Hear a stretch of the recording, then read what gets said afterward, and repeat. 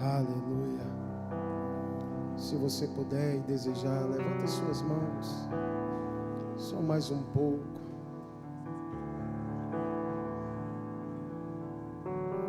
Jesus, nome sobre todo nome. Jesus, não há outro nome dado aos homens pelo qual importa que sejamos salvos. Ao Senhor toda honra, glória, louvor.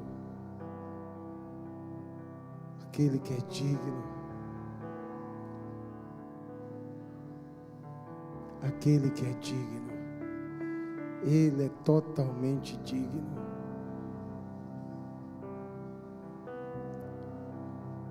Voltamos os nossos olhos para o Senhor.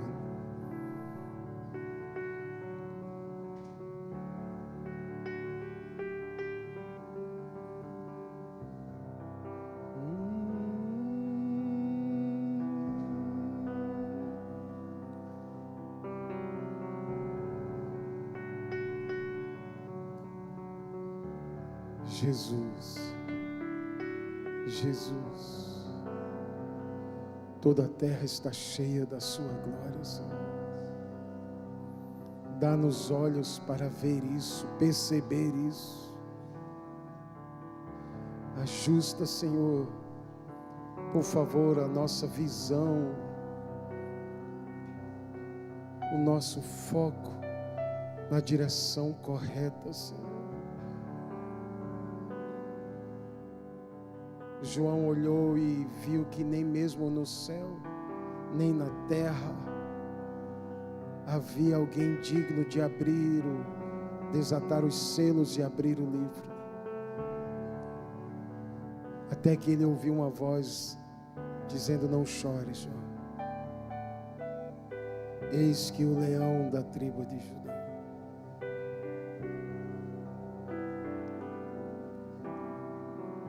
Ele venceu. Ele é digno. Estamos aqui por causa da vitória e da dignidade de Jesus.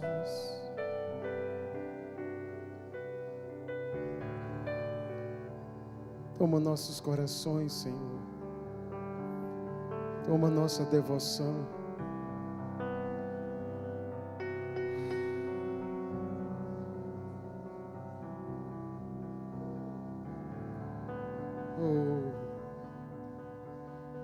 Tem uma obra do Senhor em andamento, irmãos. E a despeito de tudo, ninguém vai conseguir parar aquilo que o Senhor começou.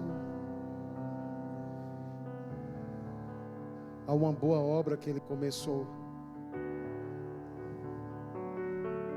na igreja do Brasil. E a despeito de tudo e de todos, como Ele não faz nada mal feito, nem deixa nada pela metade, Ele vai completar a boa obra que Ele começou. Há uma boa obra que o Espírito do Senhor começou na igreja do Brasil. Eu acho que eu tinha falado baixo talvez, deixa eu falar um pouco mais alto. Como nada do que Ele faz é mal feito, e como nada do que Ele começa, Ele deixa pela metade, Ele vai completar essa boa obra.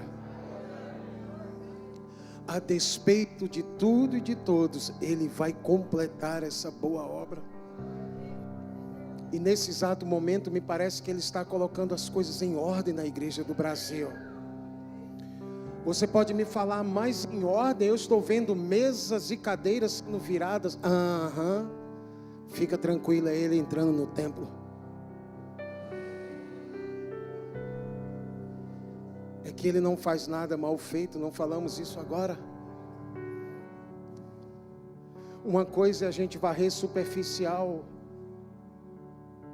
mas se vai dar uma caprichada, a gente vai ter que tirar as cadeiras, empilhar. Não é assim? Irmãos, obrigado, meu irmão. Não é tempo da gente dar aquela varrida de qualquer jeito. É tempo da gente tirar os móveis do lugar. Mas, irmão, vai dar mais trabalho. Eu sei. Mas é necessário. Ele está vindo para pôr todas as coisas em ordem no seu devido lugar. Mas antes, precisamos tirar o que está em excesso. Eu quero falar sobre um tema que tem tudo a ver com vocês desde sempre, até onde eu conheço da história de vocês. Está inclusive ali como símbolo, como uma marca naquela parede, preparar o caminho do Senhor. Eu acho que outras vezes que estivemos aqui, a gente falou de alguma forma disso. Porque para mim, o que faz sentido nesses dias aqui é uma palavra sobre preparar o caminho do Senhor. E eu tenho a impressão que nós estamos numa geração de transição, porque há de vir aquele que é maior. Nós temos falado nos últimos 20 anos sobre a geração de João Batista, como uma geração de transição, mas eu estou subindo meu nível de esperança e expectativa, porque eu sinto uma liberação para começar a falar de uma geração que vai viver algo maior do que a geração de João. A geração que vai ver o mais maravilhoso ministério que já existiu em toda a terra. E a gente vai voltar, irmãos, a falar e a ouvir muito sobre Jesus. Mas ainda vamos estar falando sobre João. Mas houve aquele que foi maior do que João. Então nesses dias nosso coração vai entrar em altas temperaturas, porque o nome do Senhor vai mexer conosco novamente, irmãos. A gente vai entrar no lugar de paixão por Jesus. Isso é uma profecia que eu quero liberar. A gente vai entrar como igreja a despeito de tudo e de todos, em um nível de paixão e devoção por Jesus como nunca antes provamos na igreja brasileira. Pode ficar certo disso. E sabe, eles não vão tirar a nossa esperança, que o Senhor vai levantar a igreja brasileira novamente, irmãos. Nós não vamos perder essa esperança. Uma coisa que eu tenho aprendido, só estou no começo disso, e aprendi e comecei a aprender recebendo correções do Senhor, é que me parece que é impossível se tornar amigo do noivo. Quem aqui deseja ser e tem se esforçado para ser um amigo do noivo, um amigo de Jesus? Antes de continuar, deixa eu tentar falar o que eu estou querendo falar como exemplo. Um dia, um jovem procurou minha esposa, pedindo um conselho a ela. Minha esposa é pastoral, muito pastoral, além de mestral também.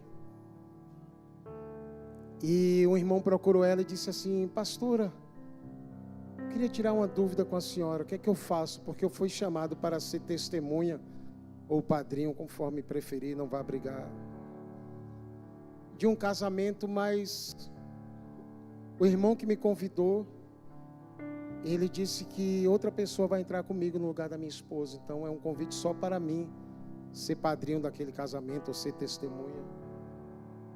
E eu fiquei inquieto com isso. A senhora pode me aconselhar? E aí minha esposa aconselhou ele, falou o que ela entendia, o que ela achava. E sabe, irmãos, para mim seria muito esquisito, e eu confesso que eu não aceitaria ser padrinho, seja lá de quem for que fosse casar, se alguém dissesse agora: irmão Rodrigo, sua esposa não, tá? Eu vou chamar outra. Não adianta chamar outra, é com a igreja que ele vai casar. E o que eu estou querendo dizer é que, se queremos ser amigos do noivo, quem deseja ser, 3 pessoas, 4, mais um ali, 5. Acredito eu ser impossível não se tornar amigo da noiva.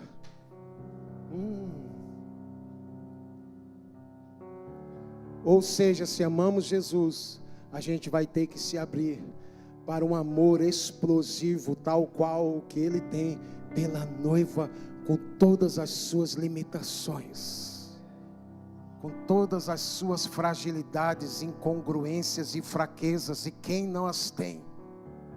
Ela só é assim porque eu estou nela e provavelmente você também. Você entende? E essa história de falar na terceira pessoa, não. A igreja fraca, a igreja que isso ou que aquilo, ela não é a igreja do outro lado da esquina, é quem nós somos. Mas por que prepararmos o caminho? Porque há algumas promessas. Abra comigo, por favor, a sua Bíblia em Isaías 40.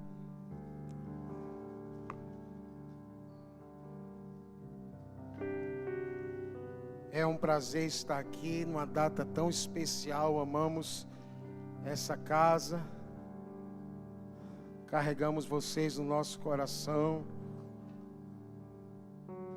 Sempre lembramos de vocês lá em Recife. Acompanhamos de longe o que Deus tem feito.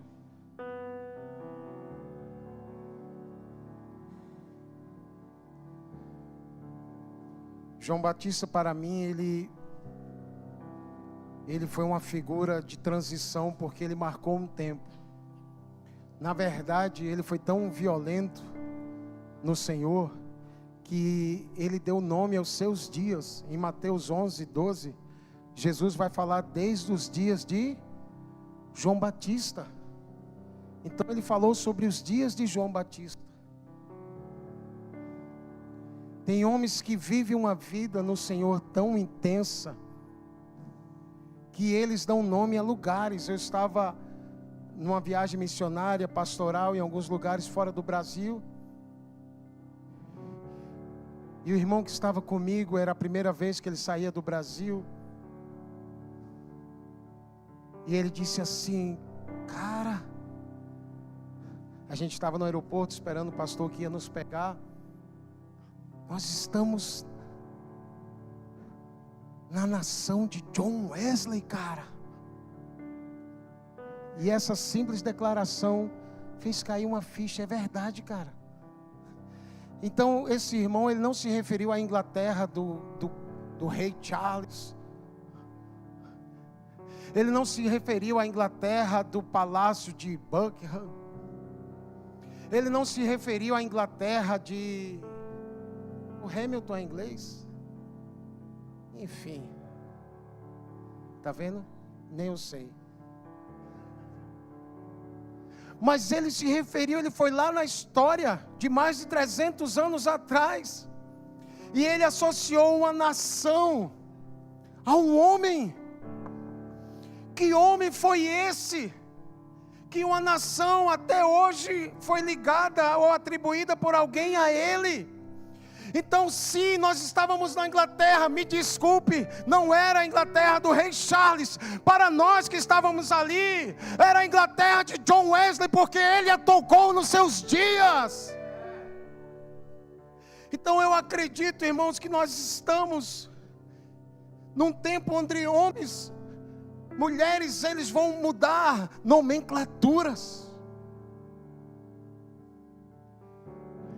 E eu não sei quantos reclamam no mundo espiritual ou até mesmo no mundo natural, a cidade de Vitória, mas já está na identidade, já está batizada. Ela é a Vitória do Espírito Santo. Não é de mais ninguém, é do Espírito Santo. Você perdeu uma oportunidade de vibrar com isso, porque enquanto a gente está aqui, talvez está havendo guerras por possessão dessa cidade. Como assim? Vamos seguindo, vou nem entrar por aí. Realidades espirituais, irmãos. Então João Batista, ele, segundo Jesus, ele nomeou. E quando Jesus começa o seu ministério em Marcos capítulo 1, foi a partir da prisão de João. Para mim era Jesus dizendo: eu entendi a mensagem, João, agora é comigo. Termina os seus dias, Eu sei que a coisa vai pegar para o teu lado, mas você completou o seu chamado, agora é comigo. Então, para mim, João foi um homem de transição. Porque estamos falando de João associado a preparar o caminho, associado a Isaías? É porque a profecia de Isaías 40, cada João, Malaquias capítulo 4, versículos 5 e 6 diz assim: eis que eu lhes enviarei o profeta Elias. Aí ele faz uma observação: antes que venha o grande e terrível dia do Senhor. Ele converterá o coração dos pais aos seus filhos e o coração dos filhos a seus pais, para que não venha e castigue a terra com maldição. Então ele fala de um tempo e fala de algo da natureza da missão dele. Um tempo antes que venha o grande e terrível dia do Senhor. Por isso que Jezabel que se cuide, Elias está voltando. E não mais na figura de João, ou seja, de um homem, mas eu acredito que ele estava agora se referindo, essa profecia tem a ver também com a aplicação, no sentido de um manto profético que virá sobre um povo, para preparar o caminho do Senhor, para converter o coração dos pais aos filhos e dos filhos aos pais. Como isso vai ser na prática? Eu não sei, eu sei que Ele já está fazendo isso. O Senhor já está fazendo isso. O Senhor está levantando uma geração que foi órfã de pais vivos e ensinando sobre paternidade. Quem entende? É o espírito de Elias. Mas vamos lá, então vamos voltar para Isaías 40. E vamos ler esse texto tão conhecido. Só os primeiros versículos. Diz assim a partir do versículo 1, Isaías 40. Consolem, consolem o meu povo, diz o Deus de vocês. Falem ao coração de Jerusalém e anunciem que o tempo da sua escravidão já acabou. Que a sua iniquidade está perdoada e que ela já recebeu em dobro das mãos do Senhor por todos os seus pecados. Uma voz clama, ou em outras versões diz, voz do que clama no deserto. O que é que está escrito aí?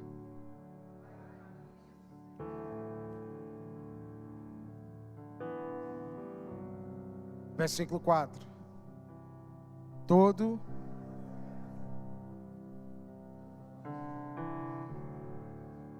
e o 5.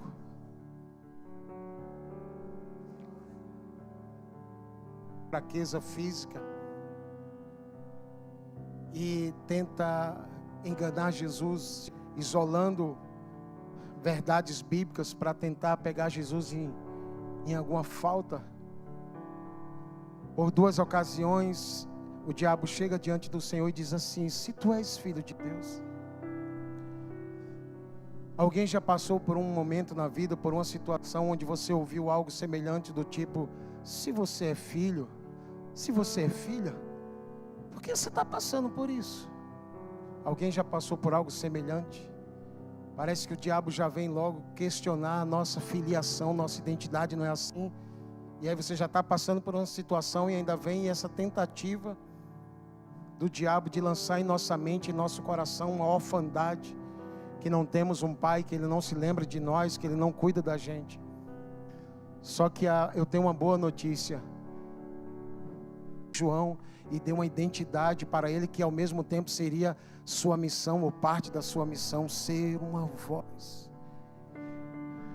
A voz do que prepara, a voz do que clama: preparai o caminho do Senhor.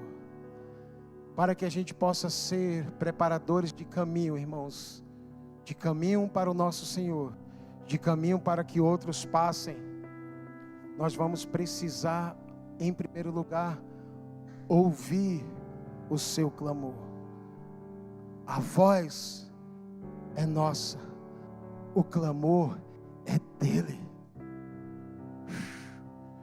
Não tem como preparar o caminho do Senhor E talvez uma falha seja que muitos estão querendo preparar seu próprio caminho, mas não tem como preparar o caminho do Senhor sem antes ouvir o clamor ou os clamores do coração dele. Não sei quantos me entendem. Há um clamor no coração de Deus. E para que a gente possa então preparar o caminho, desenvolver o que Ele espera de nós, a gente vai precisar ouvir o clamor do seu coração.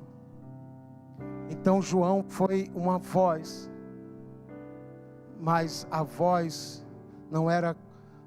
não tinha um som próprio, era a voz que reproduzia um clamor.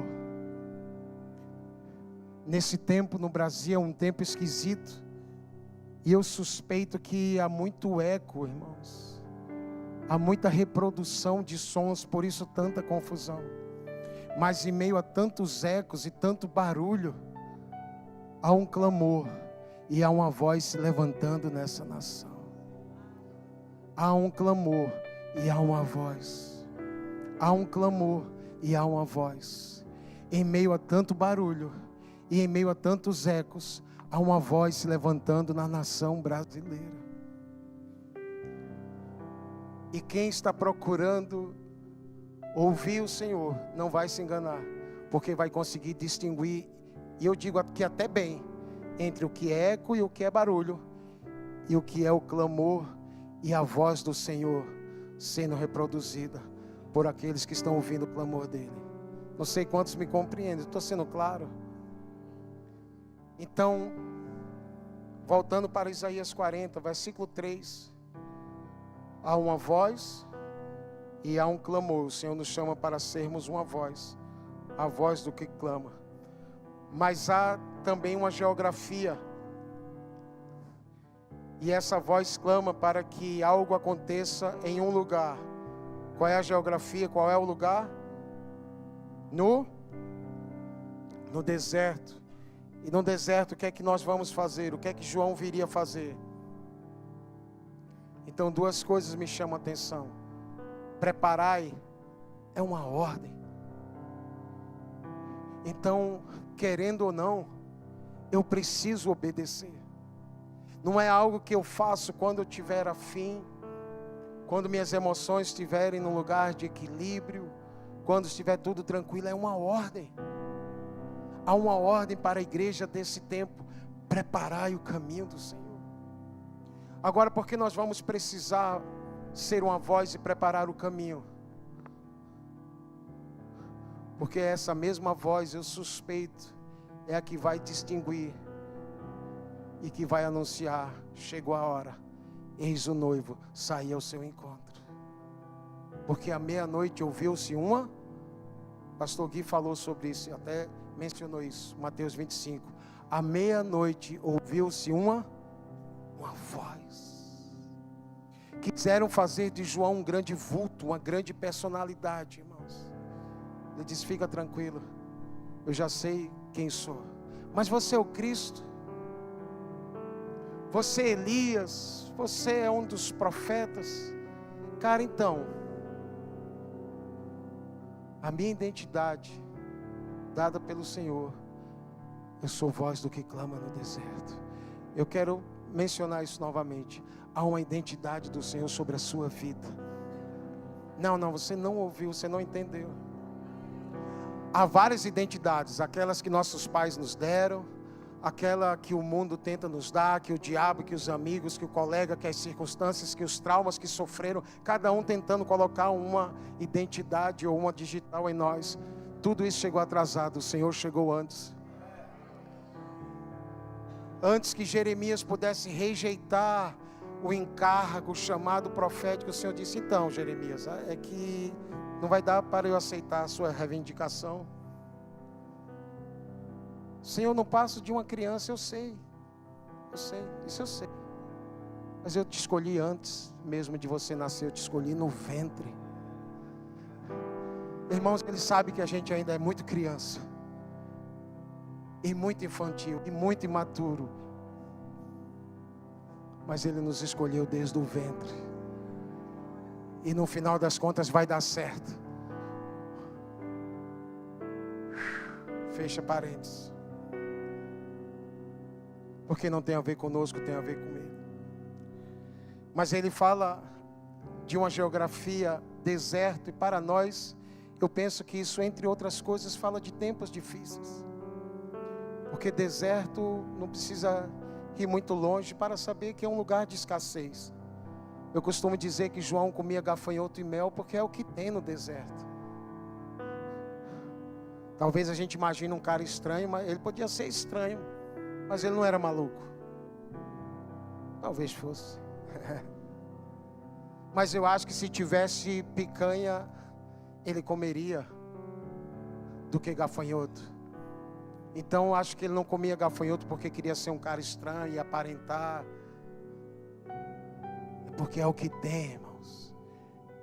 Ele vai levantar uma geração que vai estar contente em toda e qualquer situação, e que vai aprender novamente, como os antigos, a se satisfazer em Jesus, independente do cenário.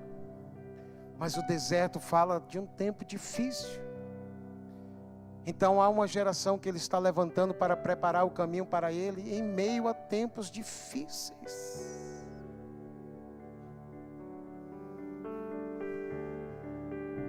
Porém, compreendendo que preparar o caminho não é uma opção, como nós falamos, é uma ordem dele, porque é um clamor dele.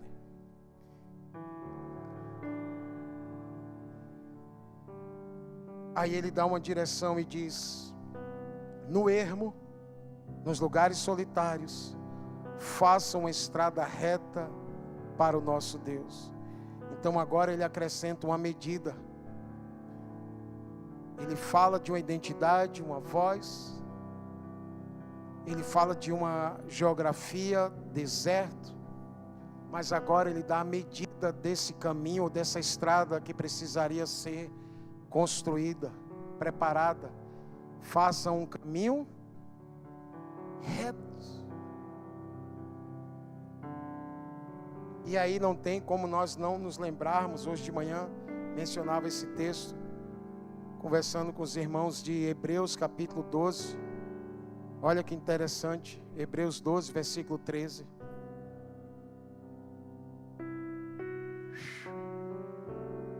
Porque esse caminho também não é do nosso jeito.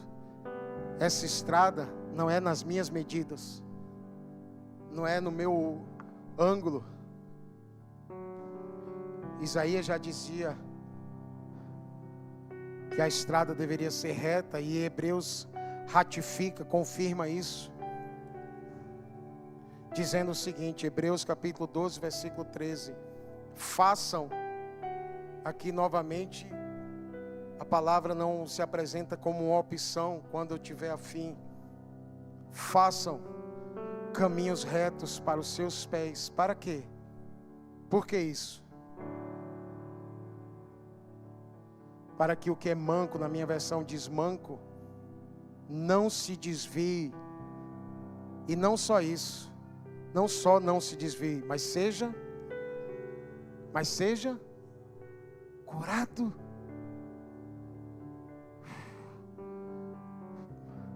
Irmãos, estão tentando bagunçar a estrada que começou a ser preparada. Não vão conseguir. Há uma geração que vai trabalhar para remover espinhos e pedras desse caminho, e a gente vai fazer uma estrada reta. Até aqueles que estão caminhando com dificuldade, ou porque são novos na fé, ou porque foram feridos e uma perna foi machucada e andam com muita dificuldade. Se esse caminho for preparado, até o que caminha com dificuldade, o manco, ele vai conseguir andar por essa estrada. E eu quero declarar profeticamente nessa noite uma geração que se levanta para remover espinhos e pedras, para que toda boa semente caia num solo preparado e dê o devido fruto que o Senhor espera e tem falado sobre a nação brasileira. Só que essa estrada, se ela for preparada nas medidas do Senhor, ela vai ser tão poderosa que não só o manco vai conseguir caminhar por ela, ele vai ser curado.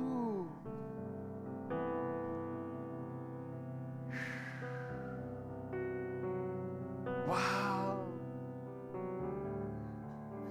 Se João voltar, e se ele preparar o caminho como na primeira vinda.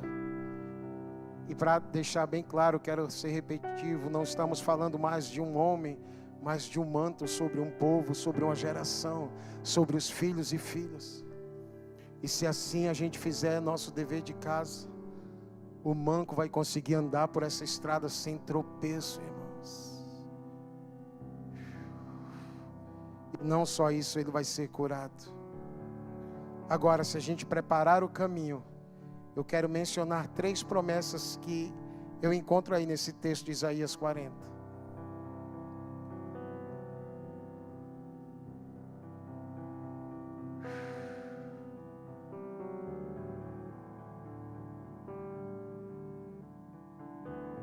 Primeiro, versículo 4 agora. Todo vale, novamente a palavra vale tem nos acompanhado desde cedo, né? Na verdade, desde ontem. Porque Russo trouxe a palavra de Ezequiel 37, o avivamento no vale de ossos secos. Gui continuou falando do vale.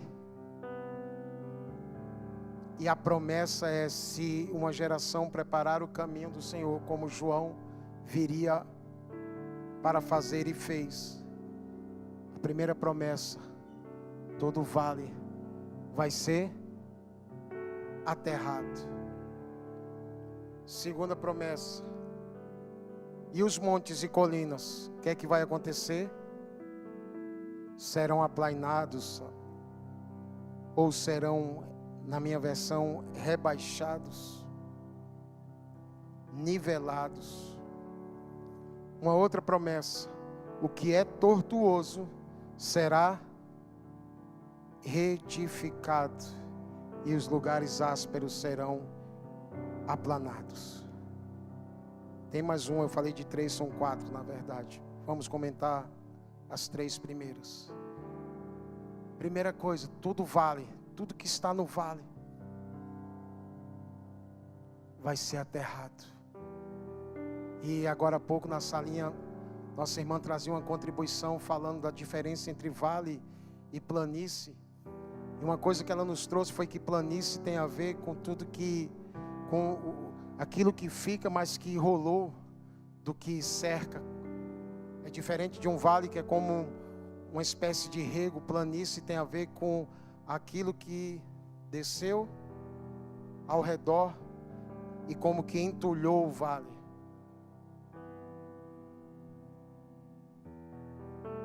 E eu fico pensando, tem muita coisa na igreja do Brasil que me parece que está abaixo do padrão mínimo permitido.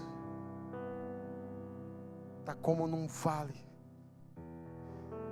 E o Senhor está levantando uma geração para não só aterrar, mas preparar o caminho, remover os obstáculos, para que haja cura. Eu não sei se eu estou sendo claro, mas aquilo que está abaixo do padrão mínimo permitido pelo Senhor, vai vir uma geração para cobrir, vai vir uma geração para aterrar. Isso não, aterrar não significa mascarar, fazer de conta que não está. Mas eu penso de uma geração que não vai dividir, ou vou usar um versículo, não vai apagar o pavio que está fumegando, nem vai terminar de esmagar a cana que já foi quebrada. Esse não é meu chamado, irmão.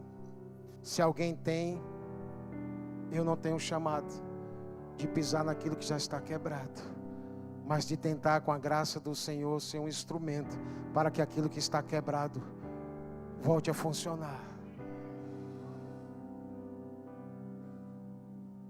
Se você tem um chamado de terminar de matar quem já está machucado, eu estou fora. Quem mais está fora?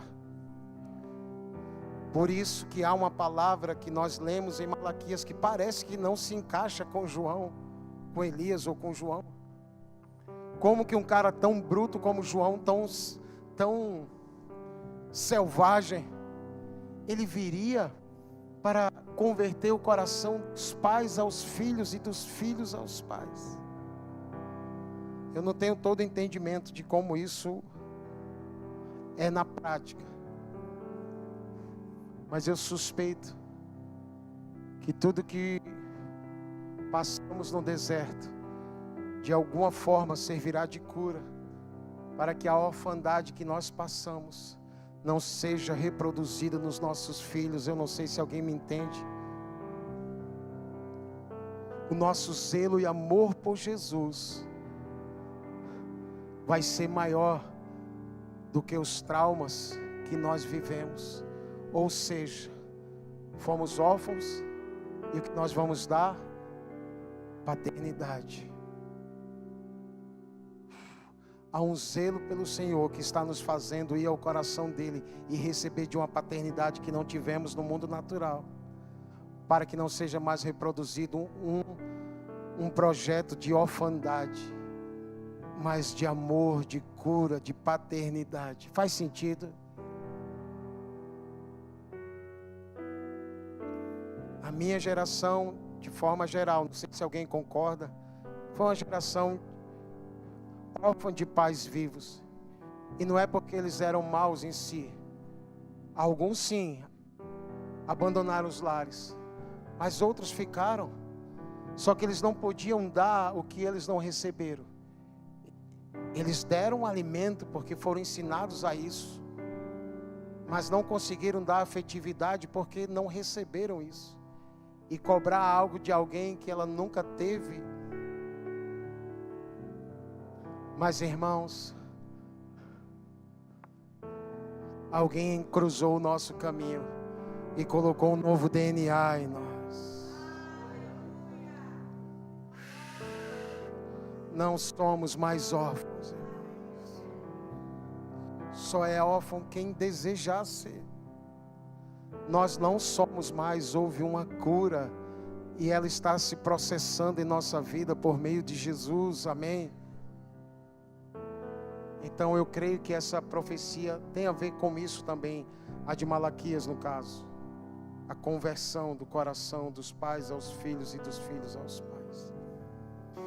Então a primeira promessa é sobre o nivelar de um vale. E aí tem muito entulho que a gente vai precisar remover.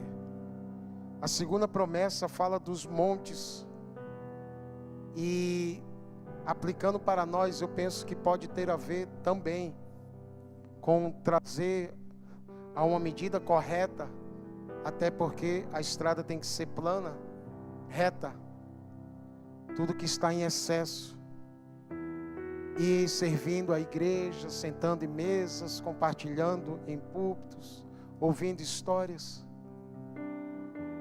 Eu penso que tem alguns excessos na igreja do Brasil.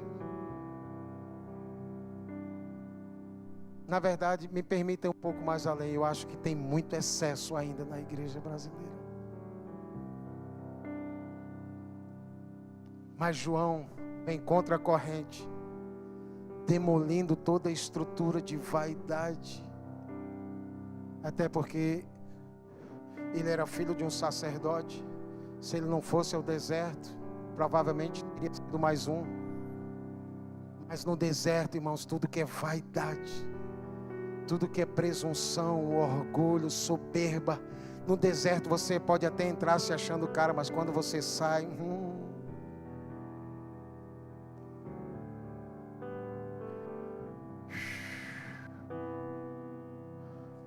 Até o nosso mestre, irmãos. O nosso mestre, antes de começar seu ministério, foi levado pelo Espírito ao deserto. E não é porque ele tinha orgulho ou vaidade.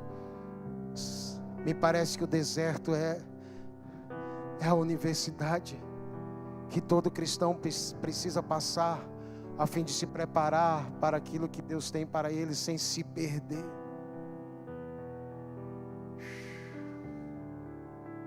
Talvez ministério, irmãos, seja só uma desculpa. Eu fico pensando, isso é uma viagem pessoal. Eu fico pensando muitas vezes que ministério talvez seja a forma que Deus fez para manter alguns mais perto dele.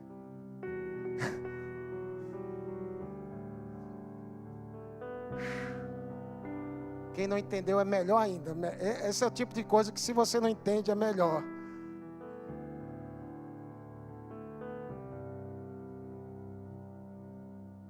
Oh, Deus.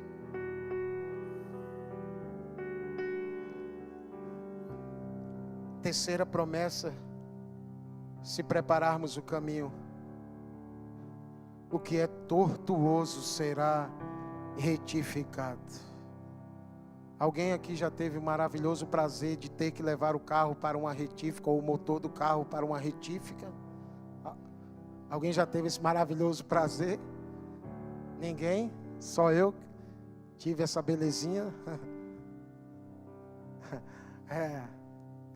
Quem não sabe, é tipo assim, é um concerto que se faz em meia hora gastando R$50. 50 mil. E provavelmente vai ficar dias. Irmãos, Ele está levando a igreja brasileira para uma retífica.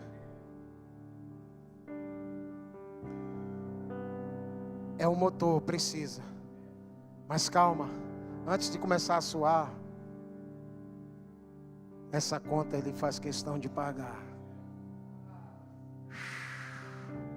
Ele vai pagar essa conta. O motor está numa retífica.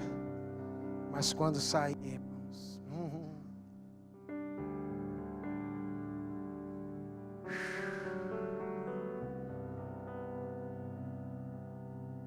oh Deus, oh Espírito, não fique apressando. Você precisa confiar naquilo que Ele está fazendo. Não fica ligando para o dono da oficina todo dia. Você tem que confiar. Eu fiz isso por mais de um mês. Não adiantou em nada, mas pelo menos ganhei um amigo, dono da oficina.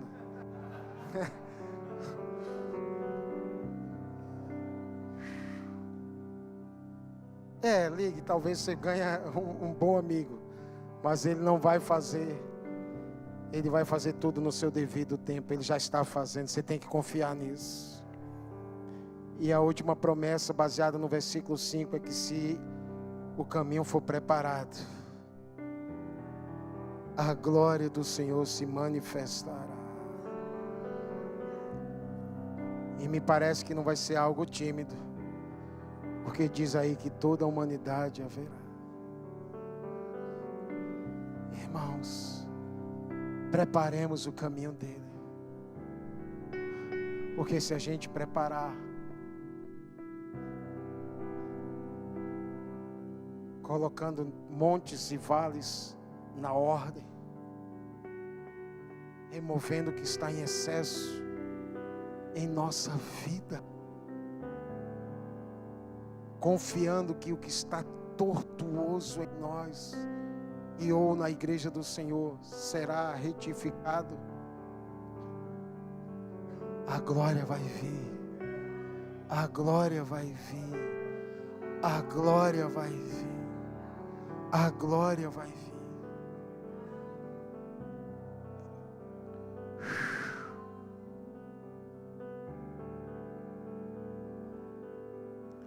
Da primeira vez Ele veio sem esperarmos.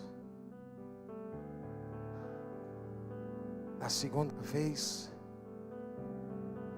se a gente o constranger, Ele vai entrar. Lembra dos discípulos no caminho de Emaús? Ele fez outra marca de João, outra marca de um preparador de caminho, ou de um precursor.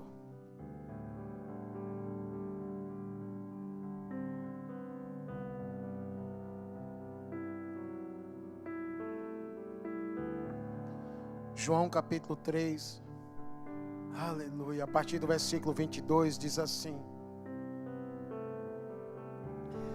depois disso, Jesus foi com os seus discípulos para a terra da Judeia e ali permaneceu com eles e batizava. Ora, João também estava batizando em Enom, perto de Salim, porque havia ali muitas águas. E o povo se dirigia para lá e era batizado, pois João ainda não havia sido preso. Então surgiu uma discussão entre os discípulos de João. Meu Deus, pensei que isso era só.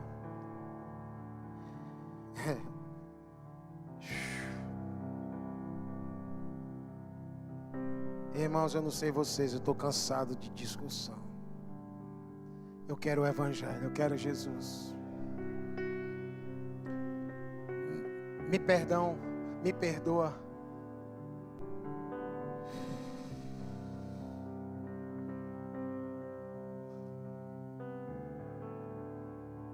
Ei, mas vamos lá, só um parênteses. Fecha, esquece o que eu falei, vamos lá.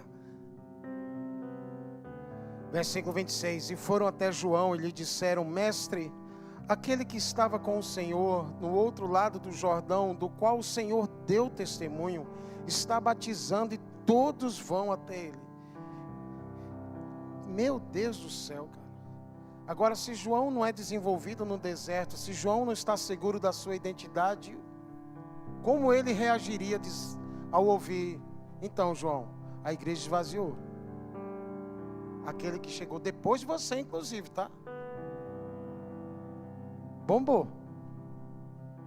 A igreja dele bombou na cidade. E só está eu e o Senhor aqui. Um homem que não morreu no deserto, não foi experimentado, amadurecido, aqui entraria em crise. Mas João tinha convicções, sabia sua identidade, sabia seu propósito, sabia quem era o Senhor. E aqui ele dá uma resposta, irmão. Que resposta? Versículo 27, ninguém pode receber coisa alguma se do céu não lhe for dado. Vocês mesmos são testemunhas de que eu disse: eu não sou o Cristo, mas fui enviado como seu precursor, como um preparador de caminho que vai à frente. E agora, irmãos, João dá o que eu chamo de uma aula sobre amizade. Quem diria, né? João Batista ensinando escola dominical para crianças até sobre amizade, cara. O que tem a noiva é o noivo. Simplesmente assim, ele já começa. E se eu pudesse, se me dessem um minuto para falar uma coisa, com todo respeito aos pastores do Brasil, se me dessem um minuto, menos de um minuto, irmão, você tem uma frase para falar para os pastores do Brasil, o que você diria? Então, quem tem a noiva é o noivo. Seria só uma lembrança. Quem tem a noiva é o noivo. E eu aconselho a não tocar nela. Conselho de amigo. Mas João não disse que ele é amor? Mas eu acho melhor não tocar na noiva dele. Porque ele é um Deus zeloso. Ele é um Deus zeloso e o zelo dele está vindo, irmãos.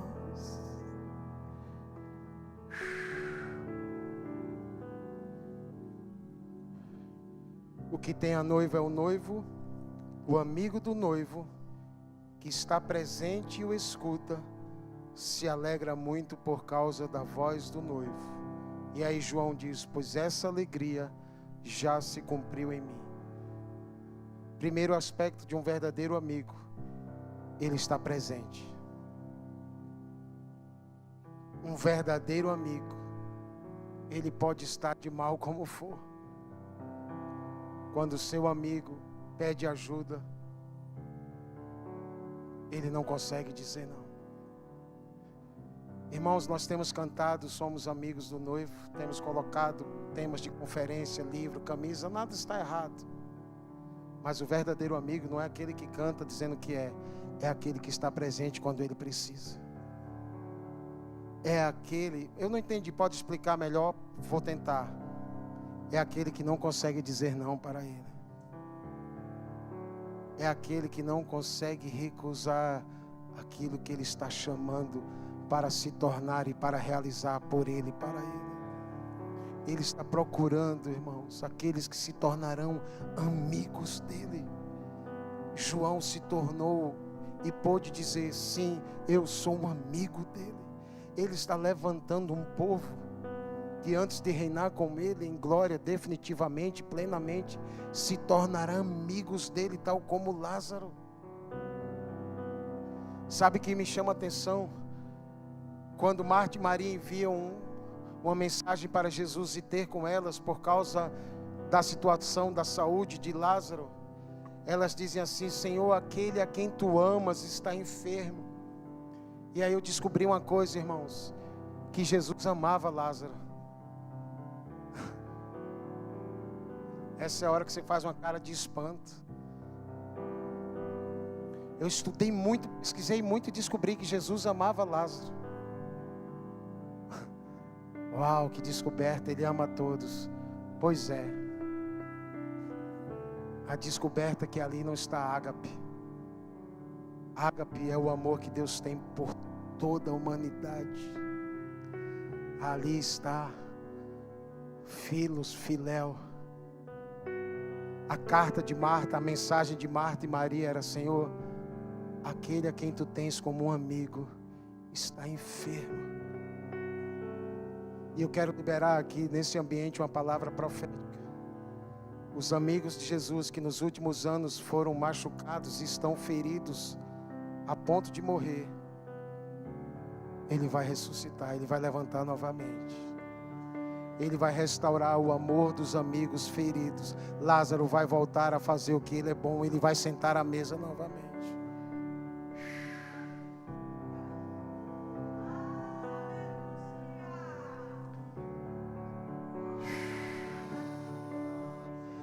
Ele vai restaurar Lázaro de novo.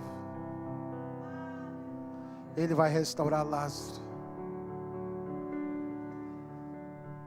Ele quer Lázaro à mesa.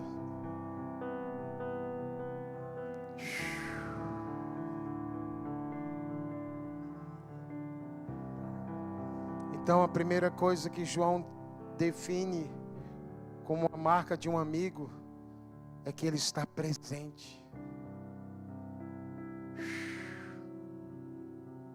Um verdadeiro amigo, ele pode ter chegado em casa meia-noite, no dia mau,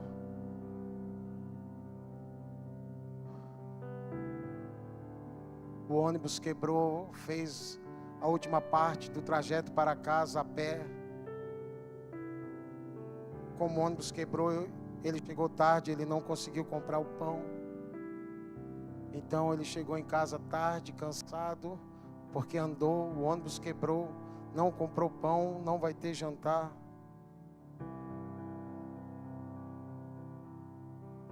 Perdeu a final do time favorito dele, porque chegou tarde. Deu tudo errado naquele dia. E de repente o telefone toca. Ainda é a cobrar.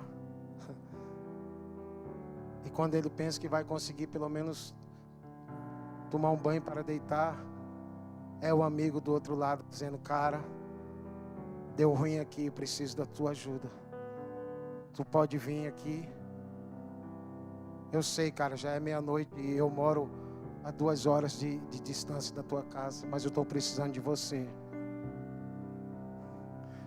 Se é um coleguinha, mas se é um amigo, tá bom, cara, estou chegando.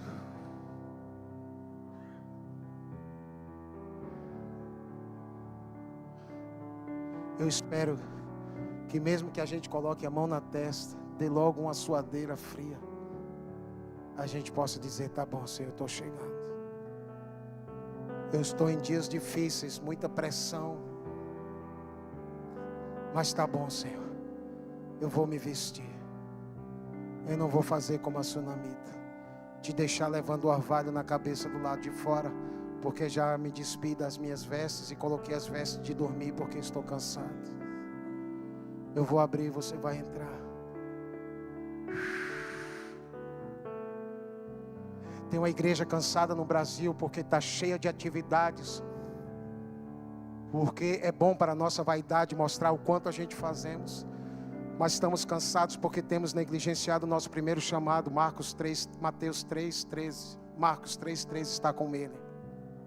Estamos muito cansados, na minha opinião, porque boa parte daquilo que a gente faz é sem ele, porque aprendemos a fazer. Ele está reposicionando, irmãos, a igreja do Brasil. Sim, eu sei que há mesas e cadeiras voando, é Ele pondo em ordem a casa, não se preocupa, Ele está voltando. Ele está voltando à igreja brasileira. Ele não quer uma varridinha de canto. Ele está vindo para uma faxina geral. Ele vai pôr todas as coisas em ordem.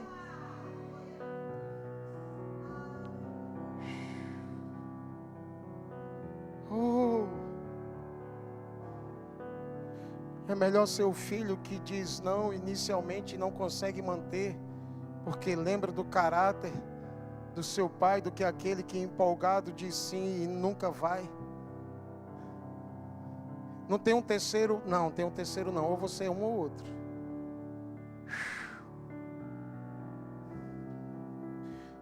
A outra marca de um verdadeiro amigo é que o escuta, segundo João Batista. O escuta, uma das maiores necessidades hoje em dia, procura-se alguém para nos escutar. Ficou tão raro que agora a gente tem que pagar e caro. Não é assim? Procura-se alguém, porque é tanta gente com carência de falar. Procura-se alguém que escute, cara. E talvez por isso, voltando, eu já estou concluindo, voltando ao chamado de ser uma voz, por isso que há muitos ecos, porque só estão reproduzindo o que reproduziram, o que viram. Você sabe, eu tenho eu não tenho pedigree, mas tenho um faro. Eu sei quando é eco e sei quando é voz, sabe por quê? Porque o eco é só uma reprodução. É daqui para cá. A voz, a gente percebe, foi gerada, teve suor e lágrimas envolvido aí. Eco não produz constrangimento. Eco não produz temor. Eco não produz confronto, não produz mudança, transformação. É só barulho. A voz é a partir daquilo que eles ouviram do Senhor, irmãos. Por isso, se eu puder dar um conselho, não me tenha por mal. Menos coisas reproduzidas e mais daquilo que você ouviu do Senhor. É diferente. É totalmente diferente. Meu Deus, cara. Disseram que agora tem um novo professor de teologia, um tal de GBT. Eu nem sei se o termo é esse. É esse mesmo? Vocês sabem aí. Não, irmãos. Volta a abrir a Bíblia. Volta a gastar tempo. Volta a sublinhar, perguntar, chorar sobre ela. Aí mistura lágrima com outras coisas, mancha. É assim mesmo. Depois compra outra.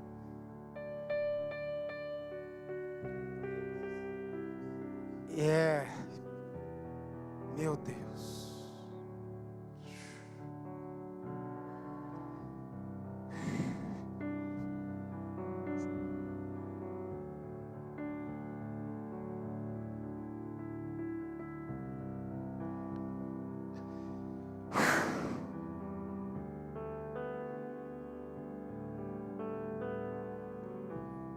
Meu Deus, esse lugar, ele é terrível, o conselho do Senhor.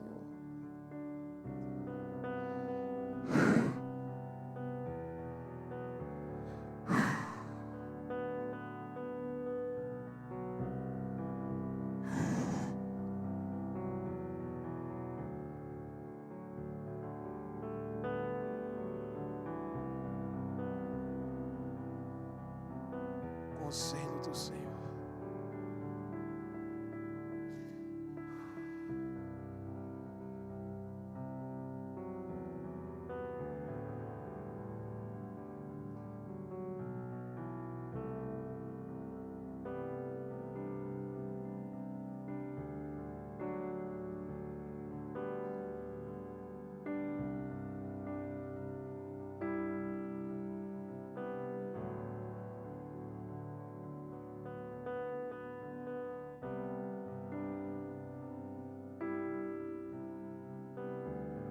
O verdadeiro amigo o escuta. Procura-se pessoas que escutem a Ele, que deem ouvidos a Ele.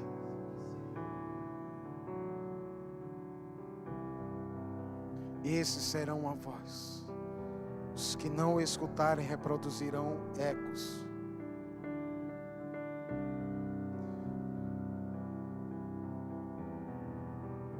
Terceira marca de um amigo: independente do teor da voz, da mensagem, ele se alegra por causa da voz do noivo, do seu amigo.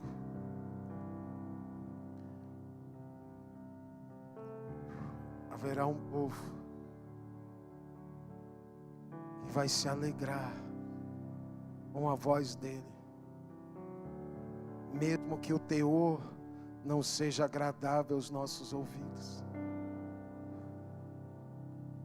Mas como a gente vai se alegrar se ele vier a falar algo que não seja agradável? A gente vai se alegrar porque se ele está falando, é porque ele não desistiu de nós. A gente vai se alegrar porque ouvi-lo é uma honra e um privilégio. A gente vai se alegrar porque se ele está falando, é porque ele continua crendo que nós conseguiremos completar a boa obra que ele nos confiou e que ele mesmo completará em nós. E falando de completar a carreira, esse é o último ponto que eu quero mencionar, de como preparar o caminho. É indo até o fim. Abra, por favor, a sua Bíblia em Atos capítulo 13.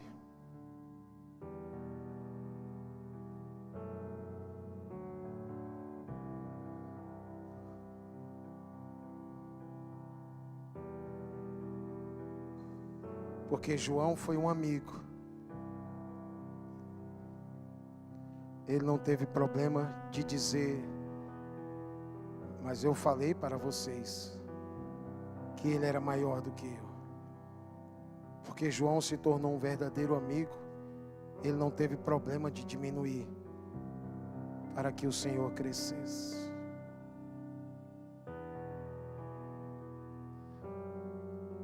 Em Atos capítulo 13, Paulo está pregando em Antioquia e, como sempre, Paulo ele era profundo.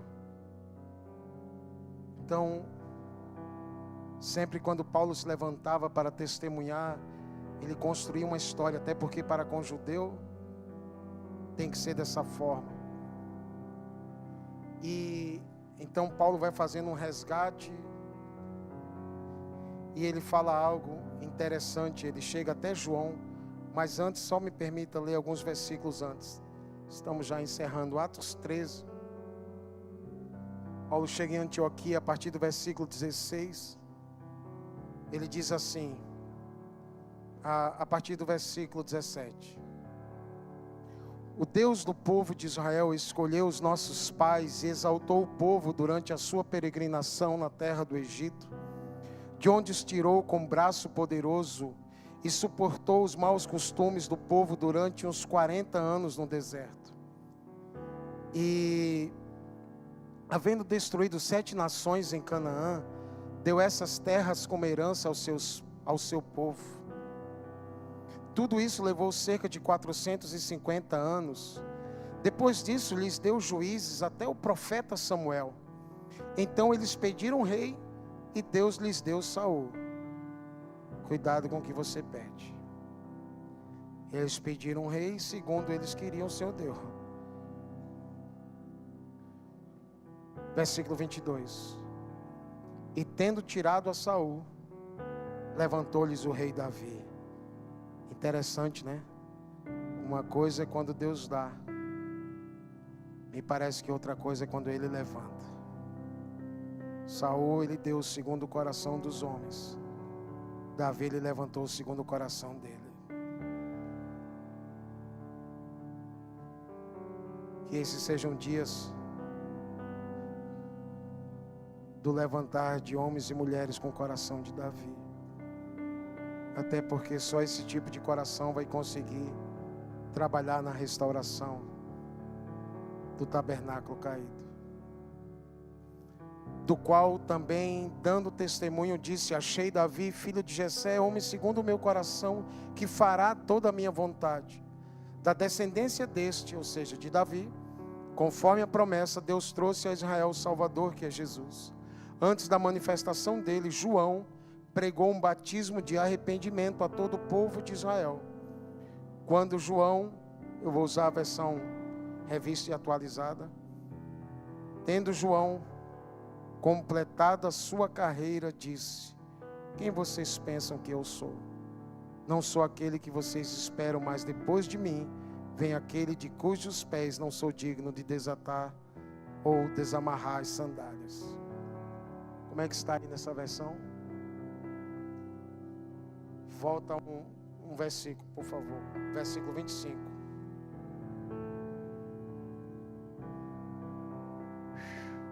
Isso, obrigado.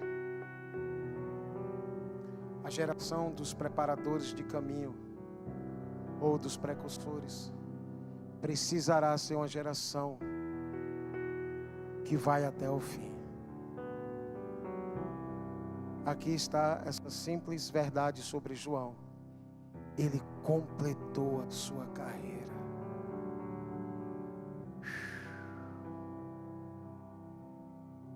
Por isso, meu amado irmão, minha amada irmã, em nome de Jesus, vá até o fim.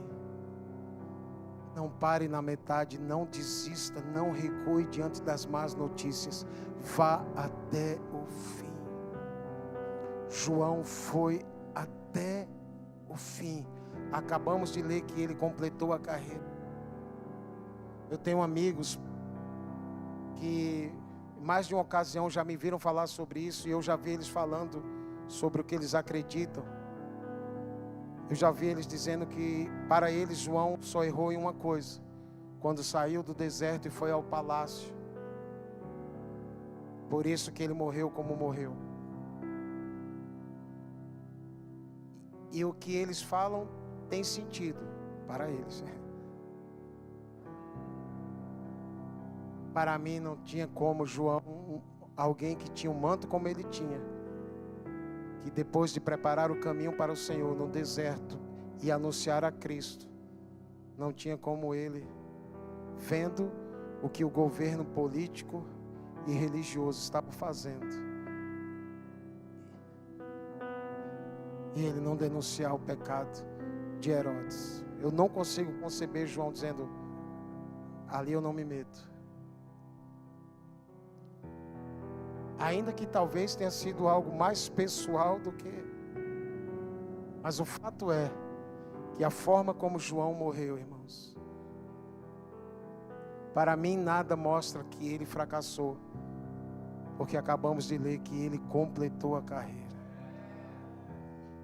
E eu costumo dizer uma coisa: João diminuiu tanto que no final da vida coube numa bandeja. Então quando chegaram lá, ele já estava pequenino, irmãos. Sabe por que a gente ainda se ofende fácil? Me perdoa. A gente ainda está grande demais. A gente está muito grande ainda, irmãos.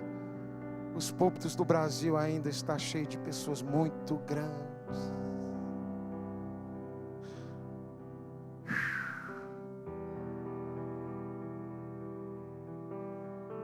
João foi um homem que completou a carreira,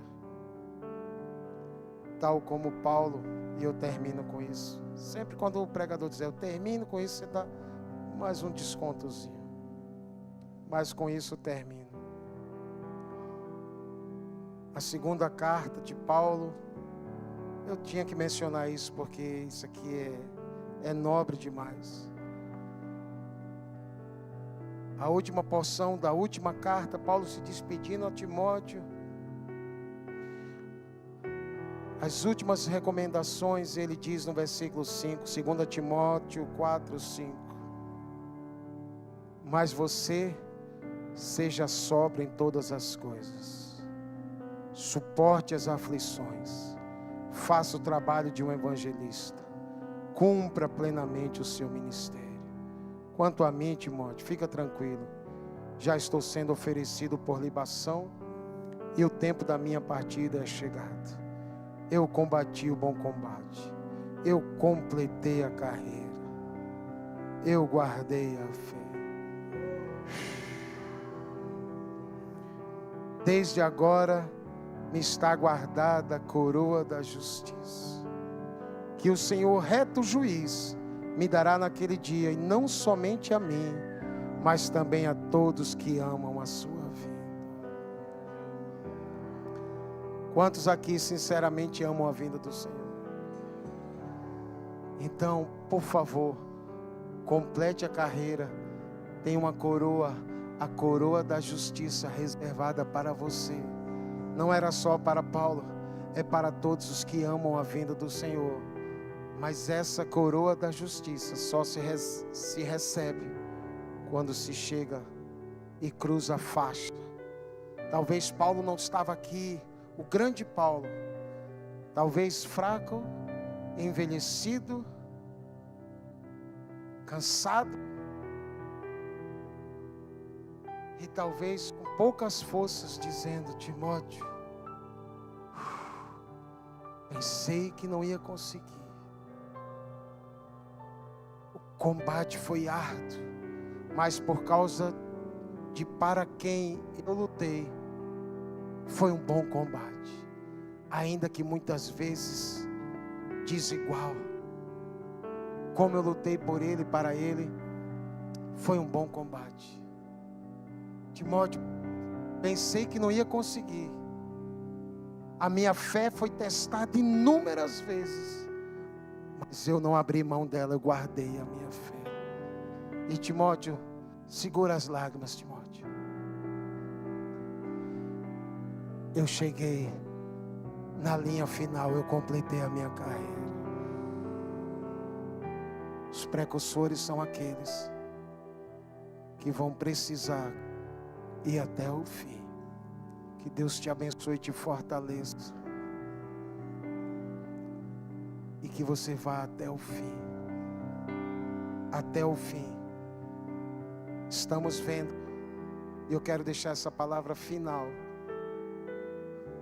mais importante de como você começou e está caminhando, é como você vai completar, como nós vamos terminar. Estamos vendo o que estamos vendo e está causando tanta dor, porque talvez no meio da caminhada alguns negligenciaram os preceitos básicos. Mais importante de como está hoje é como nós vamos terminar. Curva a sua face. Faz o trabalho de um evangelista. Cumpre cabalmente o teu ministério. Seja sóbrio. Ei.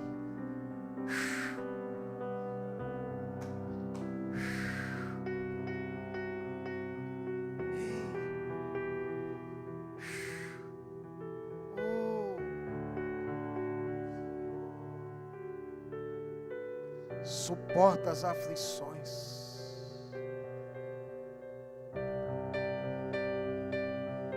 Oh, Espírito Santo.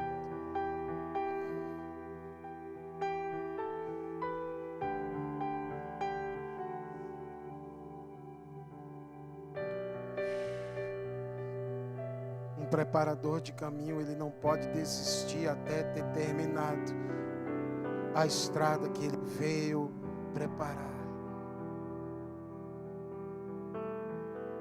E eu suspeito que a gente só termina essa estrada no dia em que Ele nos chama para receber a coroa da justiça.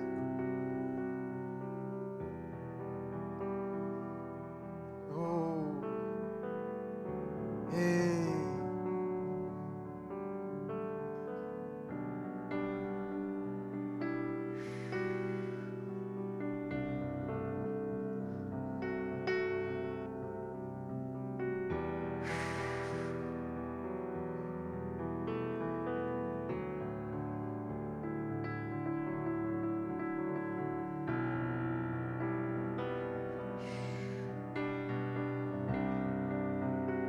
Que o Senhor possa colocar a mão no nosso coração nessa noite e imprimir em nós as marcas dele.